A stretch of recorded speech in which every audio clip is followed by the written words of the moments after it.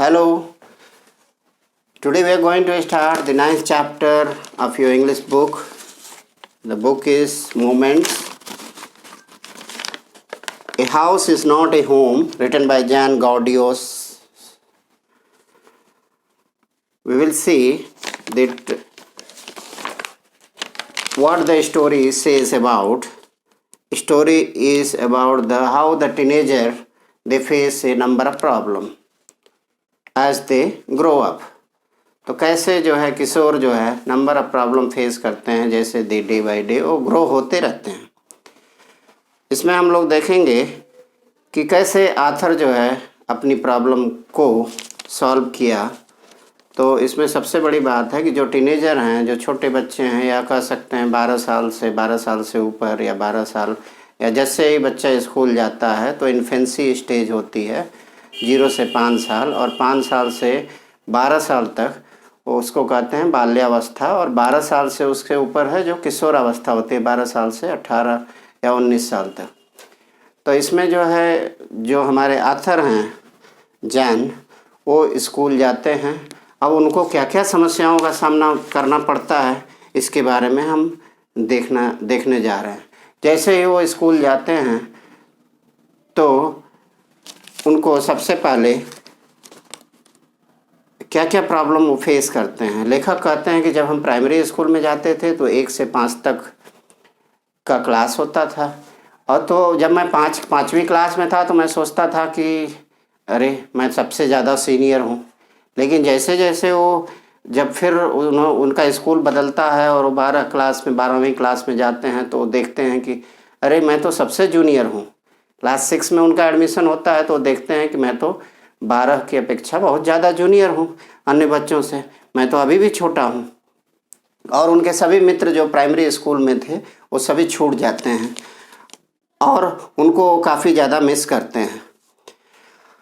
उसके बाद एक रविवार को दोपहर जब वो हाई स्कूल में थे तो एक रविवार को जब वो घर में ड्राइंग रूम में अपने बैठे थे और तभी चारों तरफ बहुत ठंडी थी, विंड चल रही थी और घर में आग जली थी। उनके साथ उनकी जो लाल बिल्ली थी, बिल्ली जो है इधर उधर उनके पेपर पे या इधर उधर बैठी थी बिस्तर पे। उसका काम ही बिल्ली का था, ब्राउन कलर की थी कि जो उसके ऊपर ब्राउन फर थे, और वो उसका काम ही था कि उनके पेपर पे बिस्तर पे वो सब इधर का उधर करना, खेलना, ये सब वो काम करती थी। और जैसे आप जानते हैं कि ठंडी का मौसम था तो घर में कहीं आजकल तो हम लोग हीटर जलाते हैं, लेकिन उस समय जो है एक गर्म स्थान होता था जहां आग जलाई जाती थी। लेकिन अचानक आग जल रही है, सब लोग वार्म कमरा है, तभी कहीं से महक आती है, बड़ी अजीब सी महक आती है और धुआं जो है छत की सीलिंग से उठता है। धुआं पूरा कमरे में तेज़ी से फैल जाता है। जब पूरे कमरे में फैल जाता है तो उसके बाद वो तुरंत बड़ी हाहाकार मच जाती है भाई। उसमें जो है लेखक जो है पड़ोसियों के पास जाते हैं और तुरंत कहते हैं कि भाई फायर फाइटर को बुलाया जाए। जैसे आप जानते हैं कि आग लगती है तो हम लोग क्या करते हैं, फायर फाइटर या अग्निशमन केंद्र या फायर फाइटर को फ़ोन करते हैं कि भाई गाड़ी लेके आ जाइए, यहाँ आग लगी हुई है। अब उसके बाद लेखक की मम्मी बहुत घबराती है कि भाई हमारा जो सामान है जल्दी जल्दी हम उसको इकट्ठा कर लें और उसको जल्दी से एक जगह रख लें। वो अंदर जाती है, कुछ सामान लेके आती है जो मुख्य सामान रहता है। फिर उसके बाद वो दोबारा अंदर जाती है, क्योंकि आप जानते हैं कि एक ऐसा मोह रहता है किसी भी व्यक्ति को अपने सामान के प्रति कि वो बार बार वो उसकी लेखक की मम्मी जो है आग से डरती नहीं है, वो तुरंत अंदर बार बार जाती हैं और वो निकालने का प्रयास करती है। जब दूसरी बार वो अंदर जाती है तो वो काफ़ी ज़्यादा उसी में फंस जाती है और एक तरह से कह सकते हैं झुलस जाती है। और जब फायर फाइटर आते हैं तो उसके बाद वो कैसे भी उनको निकालते हैं और निकालने के बाद उनको कार में ले जाते हैं और कई सारी, और इसी दौरान जो है लेखक जो है बिल्कुल एकदम परेशान हो जाते हैं कि परेशान हो जाते हैं और सब लोग कहते हैं भाई आपकी मम्मी ठीक है, घबराइए नहीं। तब भी लेखक को और चिंता होती है कि मेरी बिल्ली कहाँ गई, क्योंकि उनकी बिल्ली भी महत्वपूर्ण थी। बिल्ली के साथ वो खेलते थे, मस्ती करते थे।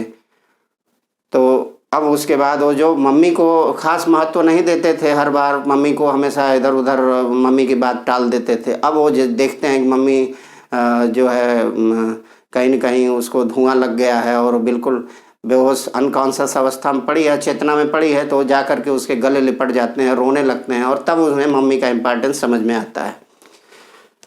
5 घंटे करीब लगता है फायर फाइटर्स को आग बुझाने के लिए, और जब उसके बाद वो लेखक जो है अपनी बिल्ली के बारे में सोचने लगता है, फिर रोने लगते हैं कि भाई मेरी बिल्ली कहाँ गई। और किसी तरह से धीरे धीरे फिर लेखक सब कुछ जल जाता है, और नेचुरली है सब फायर फाइटर्स जो आते हैं उसमें केमिकल और कई सारी चीज़ें वाटर का प्रयोग करते हैं आग बुझाने के लिए। आग तो बुझ जाती है, लेकिन अब लेखक और उनकी मम्मी रहें कहाँ, तो वो लोग अपने ग्रैंड पेरेंट्स के यहाँ रहते हैं। ग्रैंड पेरेंट्स जो है दादा दादी कहीं उनके यहाँ रात बिताते हैं। अगले दिन लेखक सोचता है कि भाई स्कूल जाना है, स्कूल जाने की सोचता है, तो उसके पास तो कोई कपड़ा ही नहीं है, वो जो पहना है बस उसके पास वही है। अब उसको क्या करे, वो उसी ड्रेस में जैसे रहता है, उसके पास जूता भी नहीं है, वैसे ही वो पहुंच जाता है। और जैसे ही वो जाता है तो वो देखता है कि उसके पास कोई चीज़ नहीं है, घर में तो सब तबाह हो चुका है। वैसे ही हो जाता है।